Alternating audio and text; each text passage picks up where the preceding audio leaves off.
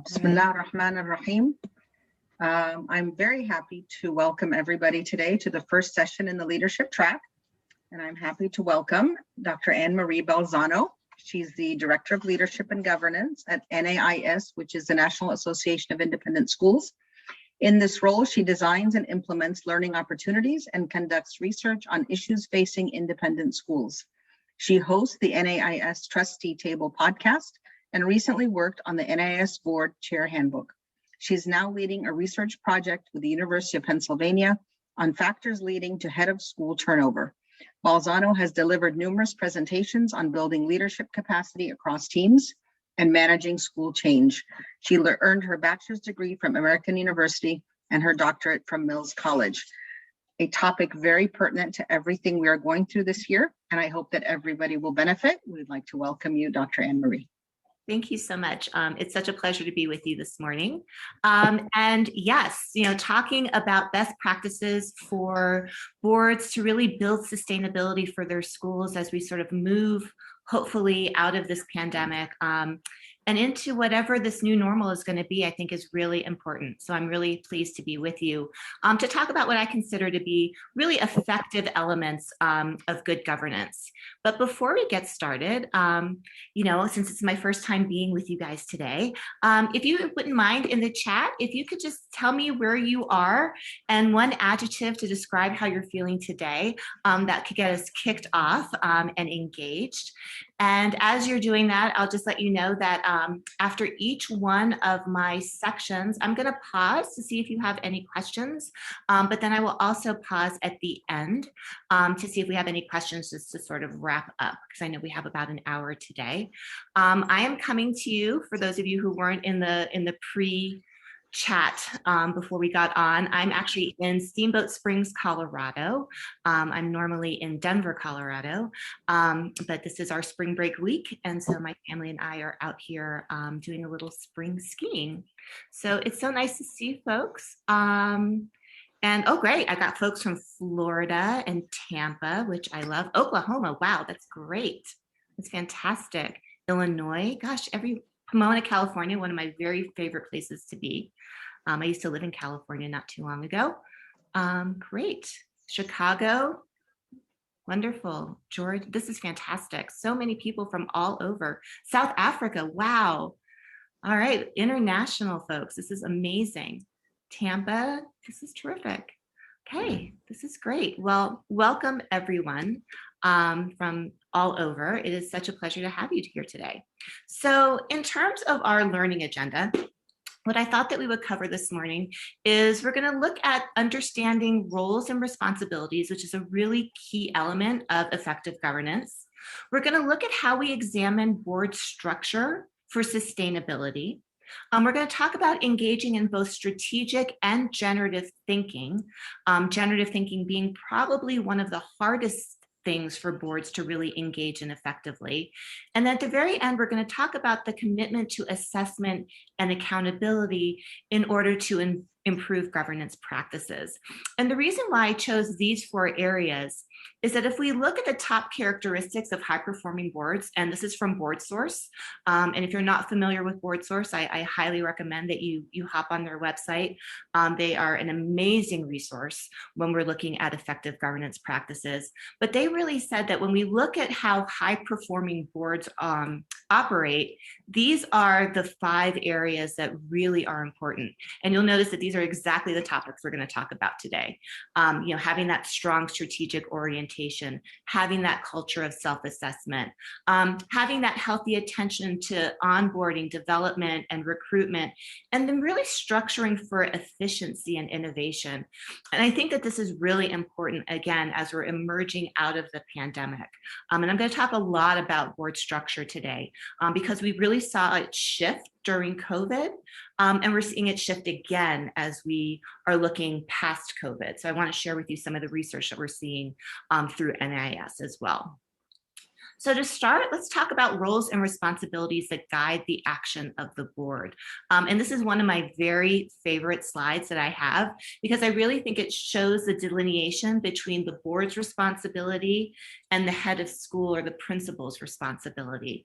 And I have to tell you, as a former head of school, having this sort of delineation between roles and responsibilities is really important. I will also tell you that what we've seen is that during COVID, that line down the middle got a little bit blurry because people were really just trying to pivot and try to just meet the challenges, the day-to-day emergencies, if you will, that COVID brought. But in a regular sort of governance and leadership structure, the board is really kind of looking toward the future. It's really, creating and nurturing the mission, the vision, the values of the school. It's collaborating with the head of school in terms of strategy. It obviously hires and supports and evaluates the head of school, but it's really looking toward that long-term sustainability, both financially and both in terms of mission, vision, and values. And then, of course, the board is recruiting and onboarding new trustees, which is really important as well. And when I say onboarding, that's different than orientation. And I just want to call that out really quickly. Orientations tend to be like one-day activities, right? We have a new board member, we bring them in, we might give them, the guidelines, we might give them a quick tour of the school, but onboarding really takes much longer. Onboarding is really bringing trustees into the culture and the values of both the board and the school. And that process can take months. And so having a very clear, articulated onboarding process for trustees is really important. On the flip side, we have the head of school who's really leading the day-to-day operations of the school. They're the ones who bring that mission, vision, and values to life through the curriculum, through programs, through school policies and procedures. They're hiring, supervising, and evaluating and motivating the staff. They're creating and overseeing that budget for the operations of the school, and they're really in that day-to-day work of the school. And so, when I always say the board might be setting the vision or setting the path, and then the head of school is really driving the car, driving that bus down that road and making sure that everything is operating the way it should in order to see that vision through. So then what does this look like in terms of that working relationship in terms of decision making? And again, this is another one of my most favorite slides that I have, because I really think it shows, what kind of falls under the board's decisions versus the head of school's decisions. And this chart is actually in the trustee handbook that NIS has. And I think we also put it in the board chair handbook as well, because it's so important. But you can see here in terms of where the board decision making happens, which is around that mission, survival, leadership, strategy piece, with the head's advice. Versus if you look down at the very bottom, the head's decision is all around that operational piece, right? Admissions, staffing, programming, again, with the board's advice. And then you have that partnership, that shared decision-making model there in the center, where both parties have to be in agreement about how to, talk about enrollment, employment terms, finances, et cetera. I will tell you then, one of the things that's really important about this chart is that idea of advice, head's advice, board's advice. I think it's really important to be clear what advice means between the board and the head of school. When I was a younger child, my mother gave me a lot of advice, and I realized really quickly that wasn't advice, those were actually things I had to do, right?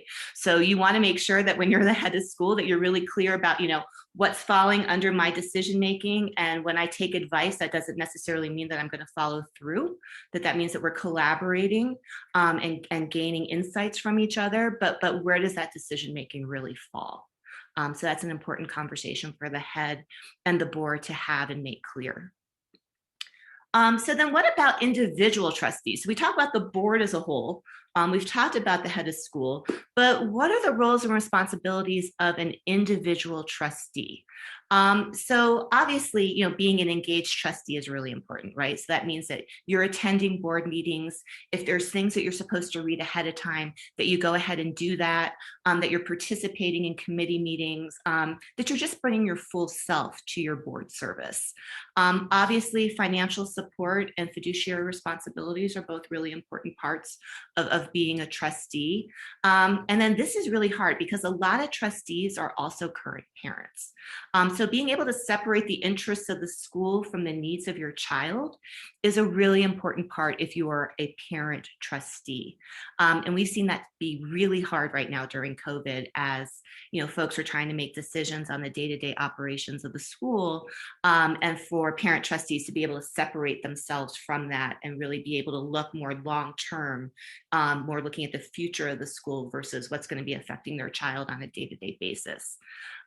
Being able to really accept and support board decisions, and that means being able to speak with one voice. And what I mean by that is that sometimes when you're in the boardroom and a decision is made, you might not always agree with it. But it's very important that even if you don't agree, that you've said your piece, but if the board makes a decision, when you go out in public, that means that you support it, that you don't, say, oh yeah, that's what they did, but I didn't agree with that. That is the worst thing that you can do as a trustee. The board absolutely has to speak as one voice out in the community. Being able to really support the school and the head of school in public is a really key responsibility. If you learn of an issue that's important to the school, you really should bring it to the head of school or to the board chair. You don't want to be responding as an individual trustee speaking for the board. And that can be really hard because sometimes what happens when you're out in the community and folks know that you're a trustee, they'll come to you and they'll say things like, gosh, you know what? This COVID schedule we have going on right now, I really don't like it. What are you going to do about it? And sometimes when we're a trustee, we want to be able to respond and we want to be able to help. And at that point, it's really important to say, I hear you. I understand that you're having some concerns. It would really be best for you to speak to the principal. It would really be best for you to speak with the dean of students or whoever, and not engage in that kind of conversation, because it can really lead to trouble down the road for both the head of school and the board. Obviously, maintaining confidentiality is a really key component of being an effective trustee. Things that are discussed in the boardroom have to stay in the boardroom. And this also means out in public as well. I can't tell you how many times I've heard of a board member speaking to their spouse, like just out at a restaurant, not realizing that a parent was sitting within earshot and heard exactly what was being said. And then that got out into the community. So just being really aware of confidentiality is a really key component of being a good trustee. And then, of course, avoiding conflicts of interest. So I'm going to pause for a second before we get into structures and frameworks. Does anybody have any questions for me? And feel free to just sort of unmute yourself because it's kind of hard for me to look at the chat and talk at the same time. You would think I get better at it after a year of COVID, but I haven't. So any questions? You're doing very well, by the way. Oh, thank you. Appreciate that. Wonderful presentation so far. Oh, good. Well, I just looked at the chat. I see folks from Boston, where I was born. So welcome, Boston, and Birmingham, Alabama. I used to live in Tuscaloosa a few years ago. So big heart for Alabama. And, I hope everybody stayed safe in Birmingham. We just had some terrible tornadoes down there. So I hope you're doing okay. All right. So let's move on to structures and frameworks. So we understand roles and responsibilities for the board, for the principal or the head of school, for individual trustees. Now let's talk about the actual structures of the board that really drive effective governance. So most boards are made up of committees and task forces. And we're going to talk about the difference between those two things in just a second. But in terms of committees, I've been working so much lately right now with different schools talking about What committees should we have? How should they be structured? What should we be doing?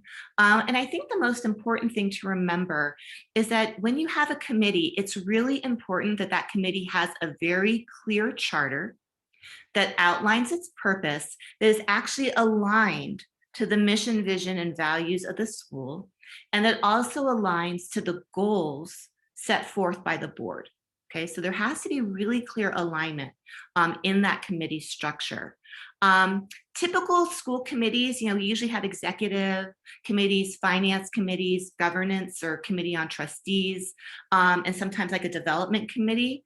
But smaller boards often don't have an executive committee. And so that's something to keep in mind, because sometimes I feel like schools, no matter their size, feel like they have to have the same exact structure as everyone else. And that's really not the case.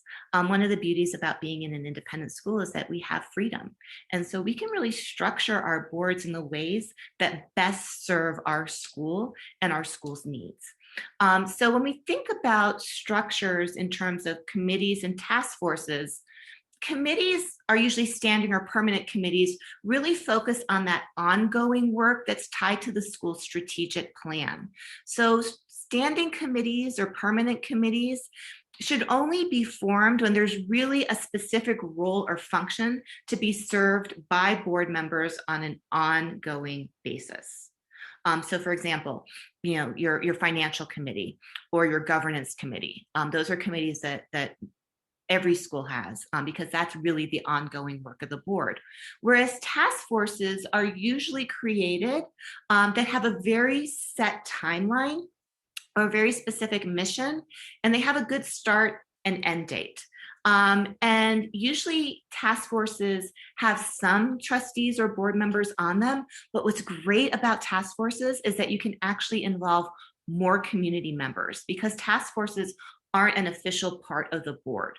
They can be set forth by the board, but you can actually have different community members, different stakeholders, different non-board experts come in and really share their expertise for a very specific purpose for the board. So right now, I've seen a lot of schools create like DEI task forces, right? Because DEI has become a really important topic over the last year. And so a lot of folks have wanted to have task forces because they want to involve as many community stakeholders as possible. So I really encourage folks to use task forces. They're great for so many reasons, besides the fact that, again, they have a specific start and end date. But let's say that you're thinking about inviting somebody onto the board, inviting them first onto a task force to see how they collaborate and communicate and see how they interact with other folks is a great testing ground before you bring them onto the board. So task forces are wonderful. And again, at the end of their mission, at the end of their end date, they can be dissolved. And then, you can kind of look and see, well, what do we need to do next? And maybe another task force might be created down the road to address specific concerns of the board. So here's some new thinking on structure. These are just some things that we were seeing at NIS over the past couple of years. This idea of a zero-based committee structure has been really important. And this is the idea that the board reviews its annual goals and then establishes committees that it will need for the coming year. So rather than saying we always have to have these 5 committees, at the end of each year, they say what work needs to be done, and then they create committees around that work for the coming year. We've seen things like simple 3-committee structures where you've got internal affairs, external affairs, and then a governance committee. And then again, we've seen DEI and JEDI. We've seen them both in terms of committees, but also in terms of task forces. When the pandemic first started, I had the extreme pleasure of talking with Dr. Richard Chait, who I consider the godfather of good governance. And when he and I were talking, and the pandemic was kind of at its highest point, he was suggesting that all committee structures be dissolved and that, some schools just have a long-term committee and a short-term committee. And that was it, just to kind of address the issues of the crisis. So again, I think that sometimes we get caught up in thinking that we have to have a certain structure. And I think it's important for us to remember that we can create the structures that best serve our schools. And that takes a lot of commitment and a lot of communication between the head of school and the board. But again, it's what's best for your school, right? And so I think that that's an important thing to remember when you're thinking about structure. Another important thing to think about is really, how is the board using its meeting time? And this has been such a big push for me, especially during the pandemic. It's this idea of like, how a board uses its trustees' time is really a reflection of what it values, right? Because what trustees bring to the table is their expertise, and how we leverage that expertise is how we spend that time, either in committee meetings or during board meetings. And so, I would really encourage folks to go back and look at past agendas and see if the right content is being prioritized. Are the most important topics being discussed first? I'm actually on a board for the first time this year, which has been very exciting for me. Like I said, I was a head of school for a long time, but now actually being a trustee, I can kind of see things from the other side, which has been such a great education for me. And I've noticed that a lot of board meetings are in the evening, right? Because that's when people are available. And I don't know about you, but 9 p.m. is not my best time for learning or for thinking, but oftentimes that's when we're meeting. And so if, I'm discussing a budget or making budget decisions at 10 o'clock at night, that's really hard, right? So if I've spent like 2.5 hours listening to committee reports, and then at 10 o'clock at night, I'm finally getting to the budget and I'm tired, I'm not bringing my best self to my board service. So it's really important for the board chair, for the board, for the head of school to be really thinking about, how are we leveraging our trustees' resources? How are we leveraging time? Can we put the most important things up front so that we get the best out of our trustees, their best thinking, their best insights right from the get-go? Asking yourself, how is the board spending its time during meetings? Are we engaged in educational opportunities? Are we engaged in strategic conversations or generative thinking? Or are we sitting passively listening to committee reports? Because that's really not the best use of our time. Are we looking at using a consent agenda model? Is that a way for us to free up more time so that we can spend that committee time or that board time in those strategic or generative conversations? And then, are we actually even measuring trustee engagement? And how could we do that? Like, how do we know that trustees are feeling that they are being utilized in the best way possible? So again, I think this is a really important consideration for boards to be thinking about. I know that when I was speaking, on the Trustee Table podcast last year with Dr. Jeffrey Gold, he was saying that, he serves on a lot of boards. He's a board chair. He was saying that, we do all of our gender discussions first. That's the first thing we do on our agenda every board meeting. What are our generative topics that we're going to discuss for the next 15 or 20 minutes? Because for him, generative thinking is the most important thing that the board could be doing together. So just something to think about as you're moving forward when we're thinking about these structures and frameworks that really drive good governance practices. So 3 modes of governance. You heard me talk about strategic and generative governance. This again is based on Dr. Richard Chait, who wrote Governance as Leadership. If you haven't read that book, I highly recommend it. But what he says is that there are really 3 modes of governance that boards engage in: the fiduciary mode, the strategic mode, and the generative mode. And what we've really learned is that boards have the hardest time working in the generative mode. And what we've also learned is that the generative mode is the most important one. So the fiduciary is the easiest for the board to engage in because it's the most black and white, right? It's those tangible assets that we have to steward as trustees. It's like, what do we have? How are we going to use it for the school? Very, very, just like I said, just concrete, very applicable, very black and white. Boards also work pretty well in the strategic mode, right? That's that action planning, that thinking 3, 5, 10 years ahead. What are our strategic drivers? How are we going to position the school to be sustainable in the future? How are we going to create a strategic plan that the head of school or the principal can then implement? We're really great in that mode too. Generative thinking is hard, right? Taking that time to say, if this is the problem, are we sure we're actually framing it correctly? How else might we be looking at this challenge? What else should we be considering? Those are really hard conversations to have because they're way more ambiguous. And what we saw during the pandemic is that folks felt like they really didn't even have the time to have those conversations. But then those were the conversations they really needed to be having in order to position the school post-pandemic. So let me give you an example. Let's say that you're looking at an enrollment decrease and you say, okay, that's a problem. We're losing enrollment. So we need to find a solution. And most oftentimes we usually have knee-jerk solutions, and we'll say something like, well, we need more marketing, right? Because if more people knew about our school, we'd have more students. What the generative mode would ask us to do is say, is enrollment really our issue? Or is there a deeper issue going on that's causing enrollment to go down? Let's examine that a little bit further. And usually what happens then is that we really uncover the root causes of those problems that actually make us have better decision making down the road. And so that generative mode is so critical for good governance.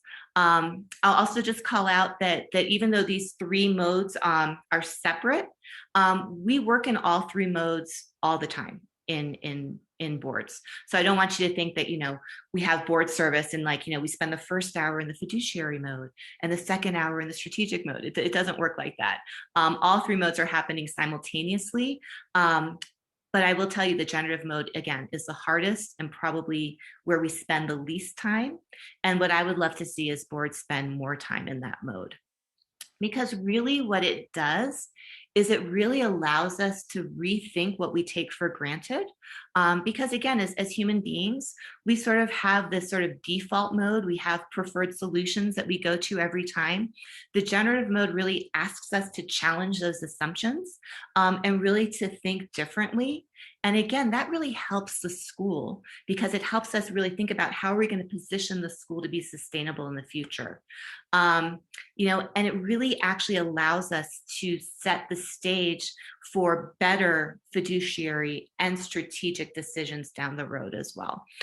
So really, using that generative mode as a frame for decision making is really a key part of effective governance. So, what can we do to support more generative thinking on our boards? I've seen some boards do more retreats rather than having monthly meetings.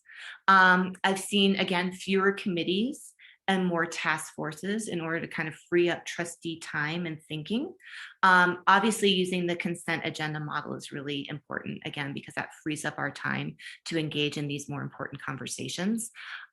Moving away from that bias towards action. As educators, we're sort of hardwired to problem solve.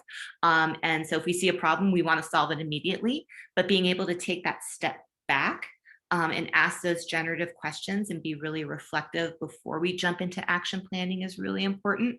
And then giving boards time to reflect and to think and to have those conversations, not just what are we going to do, but why are we doing this?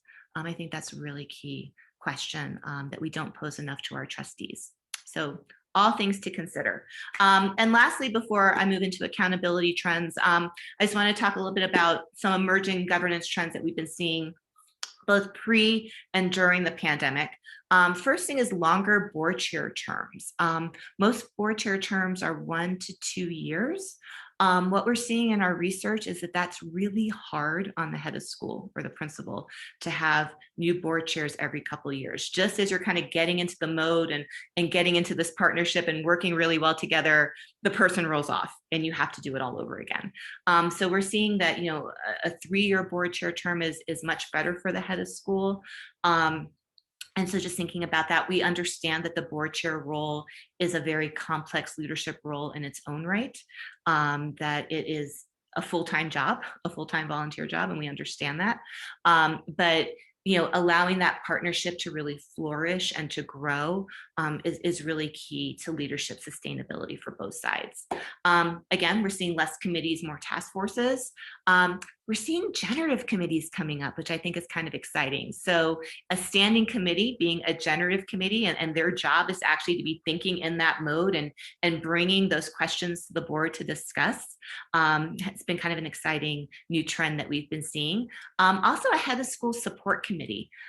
Usually that happens when a new head of school comes in, but we've also been seeing that person or that committee coming in and staying with the head of school, and being sort of a sounding board for the head as they're thinking about making decisions or just wanting to get feedback. And then really the board chair and the head of school handling more of that trustee recruitment piece, also being a trend that we're seeing more often, which definitely makes some sense. Obviously in collaboration with the Committee on Trustees or the Governance Committee. So again, I'm going to pause here for a second and see if there's any questions. Okay, so these are two great questions I just saw. Any specific requirements to be a board member?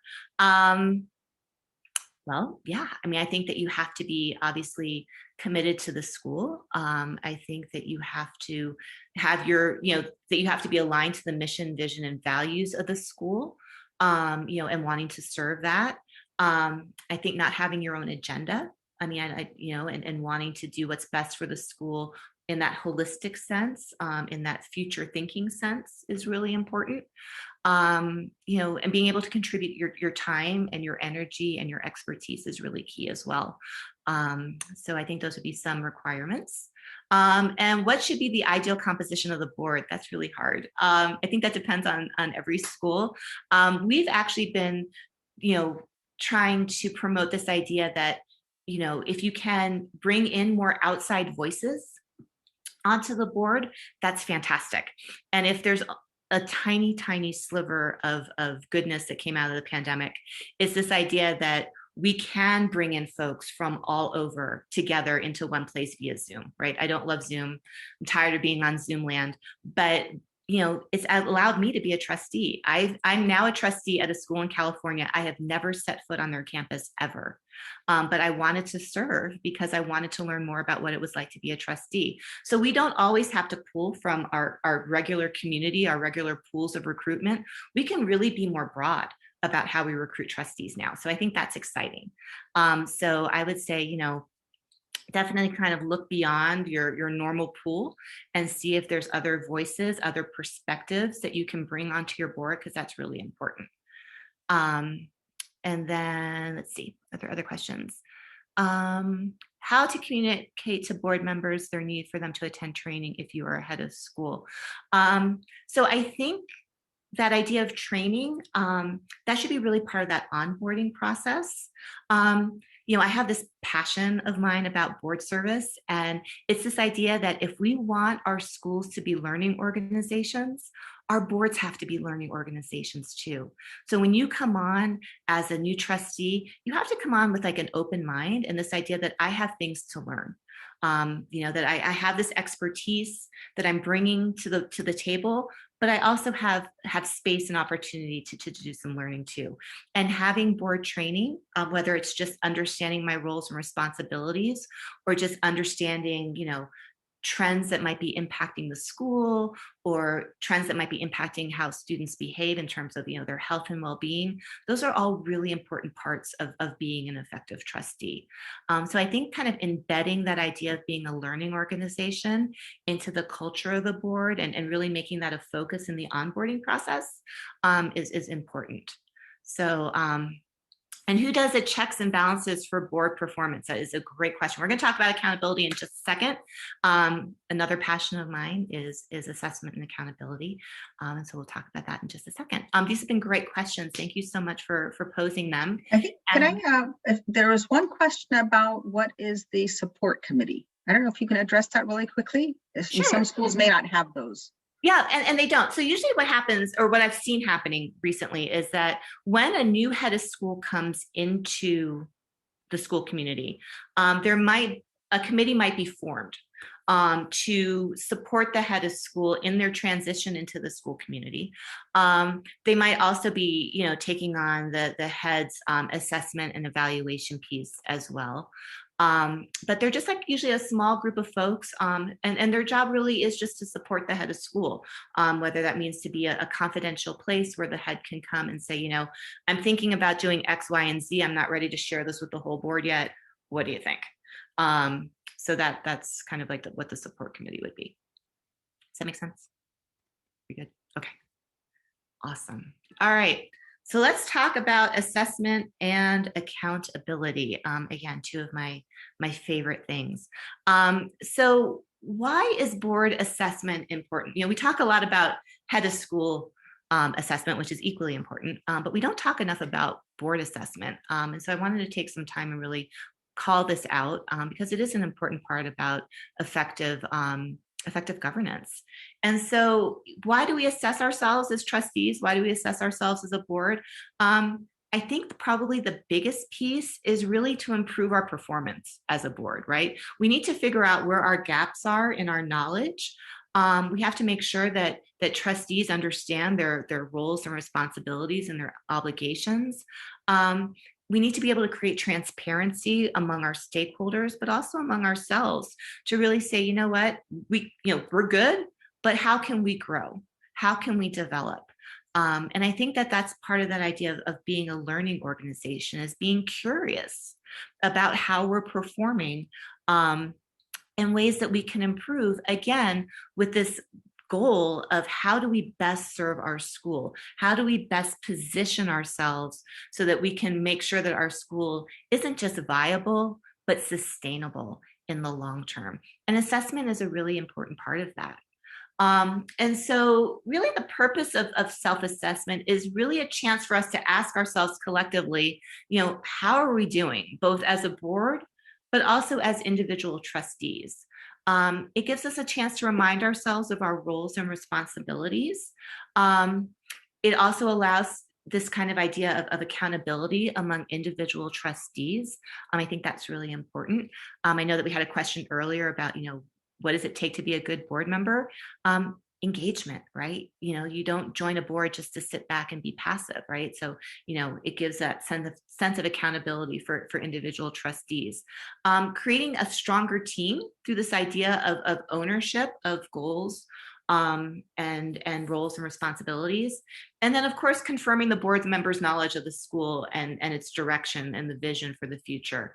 So that's really the purpose of board self-assessment. There's lots of tools out there. NAIS has a board self-assessment tool. I know that BoardSource has a board self-assessment tool. I know that some boards create their own tool, you know, and it could be anything from a simple survey on SurveyMonkey with, you know, some, you know, open-ended response questions. But it's this idea of, you know, making sure that we're assessing ourselves on a continual basis. And I'm going to talk about that in just a second. So the most important part, obviously, about assessment and accountability is making sure that you actually have goals that are going to be assessed, right? So at the beginning of every year, the goals should be very clear for both the head of school and the board. And those goals should be aligned. And they should be aligned not just to each other, but to the vision, mission, and values of the school. All board members and the head of school should be clear on the goals established. And this is the important part, the metrics used for assessment. And this is really key because it's one thing to have a goal, but if you don't know how you're going to assess that goal, it doesn't really help you. And so those discussions have to be very clear from the outset, both for the head of school and for the board members. All committees should have goals reflecting the broader board goals. And we talked about that earlier when we were talking about committee structures. Committees need to have goals of their own. They need to have a purpose or a charter, and then they need to have some goals underneath that. Goals need to be reasonable and fluid. And the idea of expecting the unexpected, I had to throw that in there because of the pandemic. I can't tell you how hard it's been for my heads of school this year, my brand new heads, first time heads of school, trying to navigate this pandemic. The goals that they had at the beginning of the year kind of got thrown out the window halfway through. And that's okay. You know, we have to be able to be flexible. We have to be able to pivot. Both as leaders and as trustees. And so being aware of that things can happen. And that's okay. That's where communication comes in, right? So both the board and the head have to be in constant communication. If goals need to pivot or they need to change or shift, having those conversations throughout the year are really important. And then again, this idea of assessment throughout the year is probably one of the most critical things I think that heads of school and boards need to understand. Right now, most often, I see summative assessments happening both for the head of school and for the board. And by summative, I mean end of the year, right? Final assessment. So, you go all year, and then at the very end, you take this self-assessment, or, there's some sort of evaluation process. And that's important, right? A summative final assessment is really important. However, formative assessments or smaller assessments throughout the year are also important. Having those conversations to kind of see, where are we in meeting our goals? What progress are we making? How do we know we're making progress? What were those metrics that we talked about at the beginning of the year? Are they still holding true? Those conversations have to be happening as well. So, for those of you who are parents, just as you would not be very happy if you did not know how your child was doing in math until the very last day of school, and you find out your kid got a D and you had no idea until they got a D at the end of the year, you would not be happy. It's the same idea. Like, we wouldn't do that to our students. We shouldn't do that to our heads of school, and we shouldn't do that to each other as trustees. We constantly need to be in this mode of assessment and accountability so that we know how we're doing throughout the year. We don't want to wait till the end to find out that we didn't meet our goals, or that we needed to pivot, or that we needed to be flexible. We need to be having those conversations all the time. And so I would really encourage, our heads of school and boards to really be talking about that at the beginning of every year, about how are we going to manage this process? How are we going to make sure that we're not waiting till the very end to find out how we're doing? What benchmarks are we going to put on throughout the year? And what kind of conversations are we going to have to make sure that we're making progress? And if we're not, how are we going to pivot? So those are just some things I wanted to call out about assessment and accountability, because again, I think that's a really important part of good governance practice. So I'm going to stop there and take some time for questions, if there are any. So who does the assessment? So yes, so if we're talking about board assessment, it's usually a board self-assessment. So usually the Committee on Trustees or the governance committee usually does the self-assessment. So they will give, if they're doing something through board source, or they've created their own, or they're using NAIS, they'll send that out to all the trustees to fill out. There'll be a date when it's all due back. They will look at that data, and then they will share it with the board before the end of the year, and with the head of school as well. So that's usually how that works. Let's see what else. Anybody else have any questions? Okay, you mentioned the board term should be longer. What should be the ideal term in your experience? So I was actually saying board chair terms should be longer. So ideally 3 years with the opportunity to re-up. That would be in the bylaws. So bylaws need to be flexible enough around term limits so that if whether this is a trustee or a board chair, if things are working out great, you want to be able to re-up. If things are not working out, you need to be able to say, thank you for your service, and it's time to move on. So, but we're seeing about 3 years being great for a board chair term. This is a great question. What is the ideal number of board meetings per year? It's a really great question. So I would say, well, it really depends on the school, right? So I have some schools that meet quarterly, only meet 4 times a year. I have some schools that meet every month. I would say that just like any other meeting that we have in our life right now, meet when you have to, right? Meet when it's necessary. Don't meet just to meet. During the pandemic, I felt like my boards were meeting constantly, right? Like the board chair, the head of school, committee on, everybody was meeting constantly. I think that as we're moving out of the pandemic, this gives us a really great opportunity to re-examine our structures and our frameworks and how we meet and how our committees are formed and make some decisions from there. So yeah, I think that's Makes most sense. Any other questions? These have been really great. And don't be afraid to unmute yourself. I love to hear from people. So as they're thinking of more questions, if I can just make a note, I'm going to be posting a survey link in the chat at the end of the session, and we just ask all attendees to please complete the surveys so that we at ISNA can get a really good idea of what you thought of all the sessions, and we can plan for future forums. And yeah, absolutely. So I know I threw a lot of information at you all at once, and I'm Italian, so I tend to talk fast, so I also apologize for that.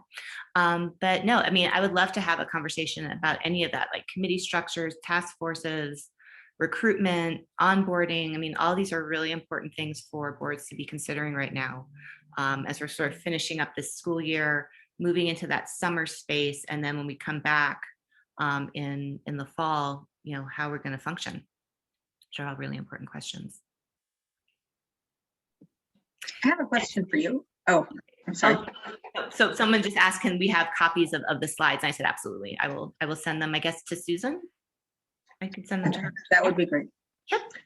The other thing is, for non-accredited schools who don't have an affiliation with NAIS, how can they access the resources that NAIS has on their website? So some things are available that are not behind the member wall, and other things you do have to be a member. So I'll just say that. So, but there is a lot of information that's just up there that you can access. And then of course, if you look in the bookstore, there's a lot of really, actually, I have a slide. I can share this with you. There's some really great resources that you can just sort of download. So the principles of good practice are downloadable PDFs. You can purchase the trustee handbook and the board chair handbook. And I would suggest both of those for all new board chairs and new trustees. The trustee guide on the NAS website, again, has some things that are forward facing, but also some things that are behind the member wall. The trustee table podcast, that's something that I do once a month. I try to bring in an expert from the field and have a conversation about things that are relevant for governance and leadership. That's free to everyone. You can download that on anywhere you would get a podcast, you know, Google, iTunes, SoundCloud, whatever. And then we have two brand new books, the Trustees Guide to Fundraising and Hopes and Fears Working with Today's Independent School Parents. Both of those, again, are available on the bookstore website, and you can purchase those as well. And then you can sign up for NAS webinars. And so, you know, you can kind of look on the website on the first page. There's usually a list of upcoming webinars, and you can definitely participate in those as well. So those are open to non-members as well? Mm-hmm. Okay. Mm-hmm. Yeah, and all the books are open to non-members, and the podcast is open to non-members. Mm-hmm. Yeah, the bookstore has a ton of wonderful resources, so I would encourage anybody to kind of take a look at those. The Hopes and Fears book, the Working with Today's Independent School Parents, that was just released about 3 weeks ago, and it's been phenomenal. People have really enjoyed it. And I actually just did a podcast with the authors this month. Actually, it just dropped. So if you want to hear about it, it's interesting to talk about the dynamics between teachers and parents and leadership and those power dynamics and how they play out in the classroom. So it's definitely interesting to listen to. Yeah. So any other questions?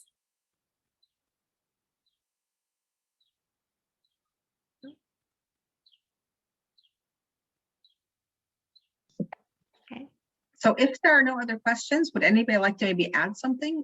Maybe an experience from their own school where they've had a positive relationship with their board, or the boards have had a really positive relationship with the head of school and how they were able to achieve that?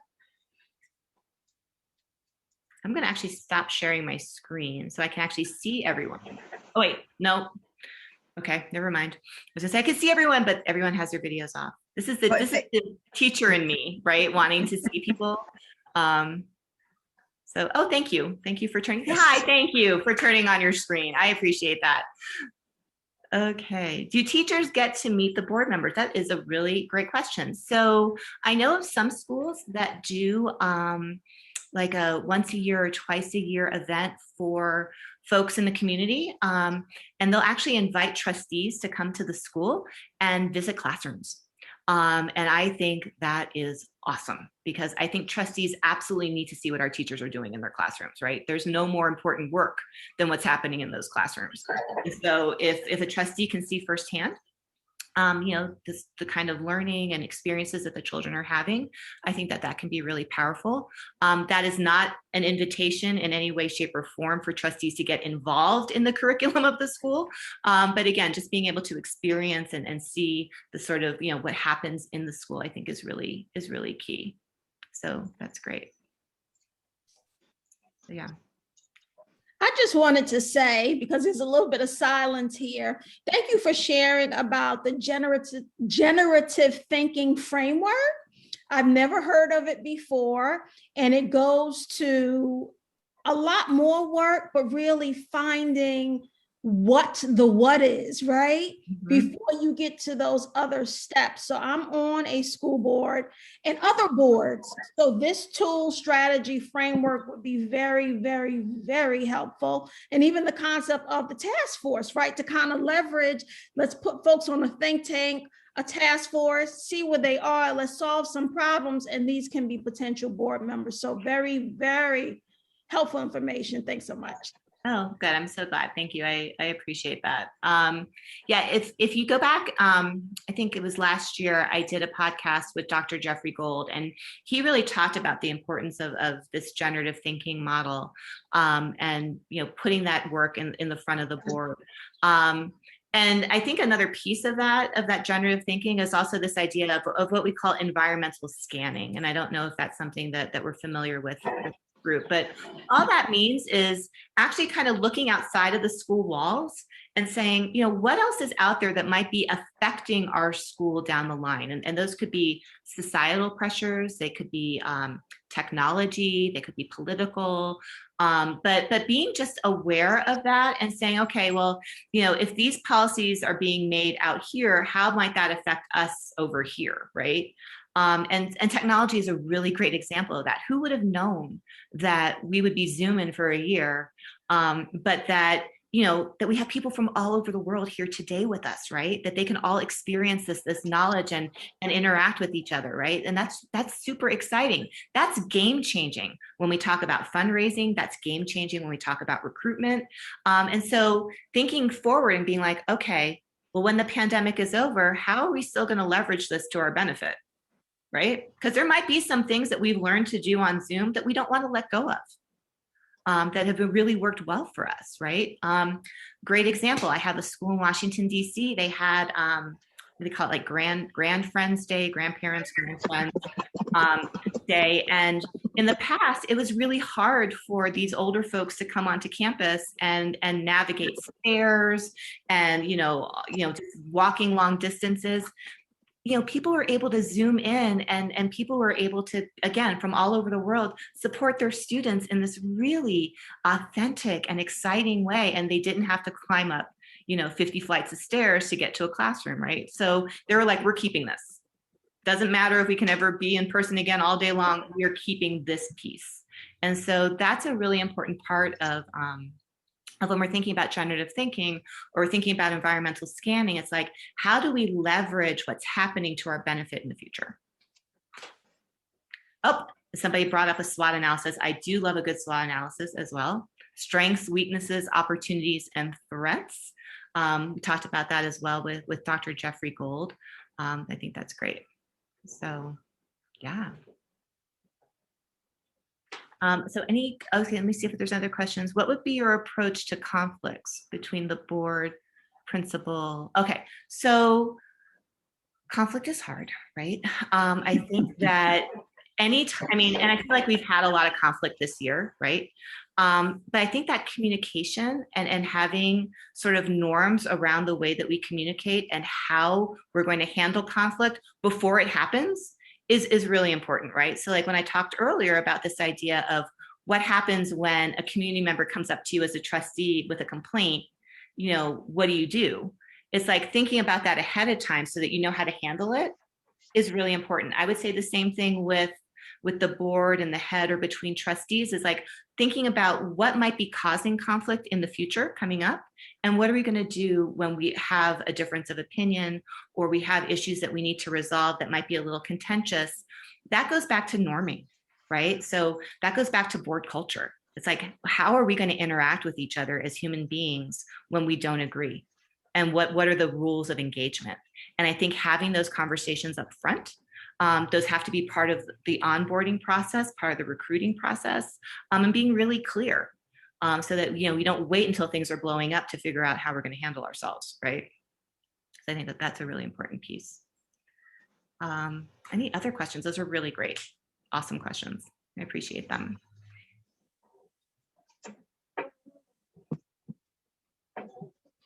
Okay. All right. Well, I will just say this. I will definitely share my slides, and you can use them as you will. I would encourage you again to take advantage of the resources that we talked about that NIS has for both members and non-members.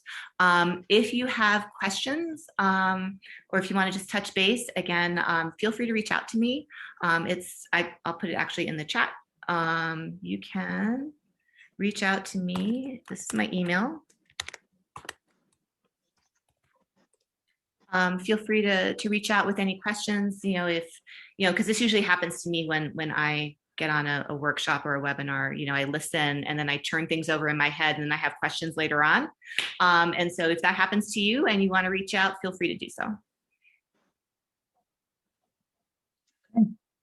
So usually at our meetings at school, if I say we're going to wrap it up, that's when the questions come. So we have 3 more minutes. If anybody has some burning questions or something they just thought about or something I'd like to share, we have a few more minutes, and you don't want to lose this opportunity.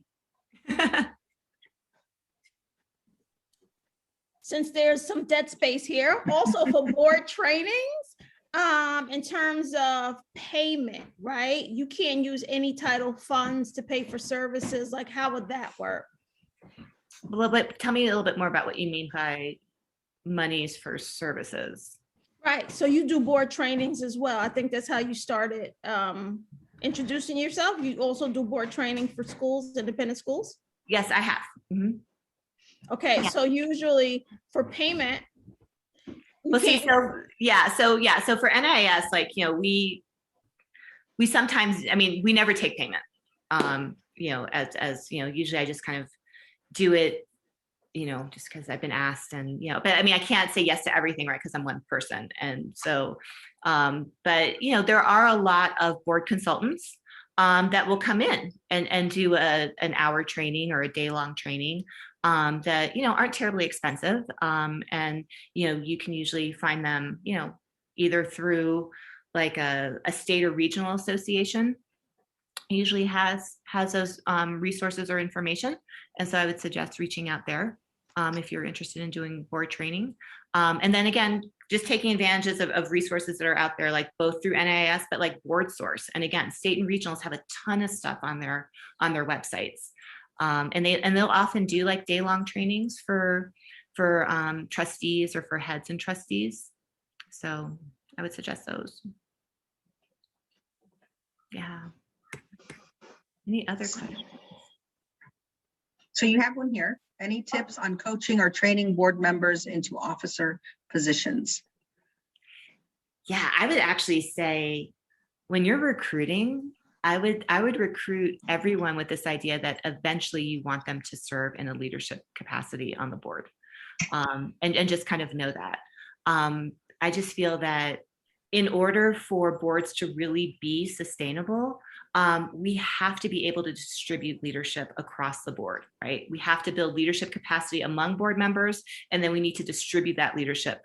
So I'm really big on, training up committee chairs so that they can really support the board chair, because the board chair has so much work on their plate. So being able to really rely on those board chairs is really important.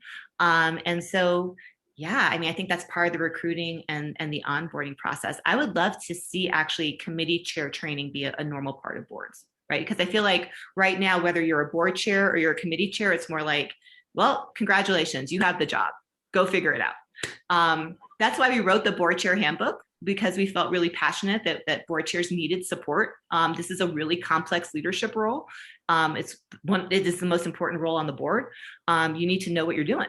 And I would say the same thing for for committee chairs as well. So I would love to see more training in that area. Okay, so as expected, when you say time is up, that's when all the questions come. So I am going to ask Sister Azra, do we stop or answer the 3 questions very quickly? And one of them is not a very quickly, the sustainable fundraising. That's a whole 2-hour workshop that we can do. That's not part of this. But the one I think Sister Majida had asked originally was, can we pay for the board professional development with title funds? And Sister Berthina asked the same questions. And I don't feel comfortable. I don't know if I can answer that. Okay, that's fine. That's not something that I usually delve into. So I don't want to give you the wrong information. So I would say talk with your head of school, talk with your board chair, and just make sure everything is on the other kind of quick question is, can a board member be a paid teacher as well? And I think that's according to your bylaws probably, but it is. I've seen teachers serve on boards as non-voting members, as sort of like having like a faculty voice. There's pros and cons to that. And so I'll just leave it at that. Yeah, and I would say that if you're looking at having teachers, they should be on a committee maybe, or an advisory capacity. It's really not a good idea to have a paid teacher serving on the board. So on behalf of ISNA and all the attendees, I would like to thank you sincerely, Dr. Balzano. I have been in education for many, many years, and I benefited tremendously. I truly appreciate your being here. Sister Azra, I don't know if you had anything to add. Well, I echo you. I also enjoyed and really learned a lot from Sister Anna Marie's presentation. And yeah, all I wanted to say is that we have a quick 3-4 minute, or actually we have about 12 minutes break, and then we start back in at 1 p.m. Eastern Standard Time with Brother Williams, and that will be about Leadership Challenge. So we have a brief pause, so you can feel free to go check out other presentations going on, and come back in at 1 p.m. Eastern Standard Time for the presentation. There actually shouldn't be any other presentations at this time. Oh, they all are getting the break. Yeah. But if you want to look at the program, because I did notice that we had people in this session that wanted to be in a different session, and if I knew them, I texted them on the side, but every link goes to a different track. So this is the leadership track, and if you're looking for something else, please go through the program just quickly and see if you're in the right place, inshallah. Quickly on your way out, please make sure to click on the link for the survey. It's very important. We need to know we can do this better again, so please go ahead and click on the link. I will post it just one more time. All right, well, thank you everyone for your time. Thank you for the invitation. This is my first time joining you, and it's been an absolute pleasure. And I'm wishing you all the best for the end of the school year. So again, thank you. Thank you so much. You're most welcome. Take care.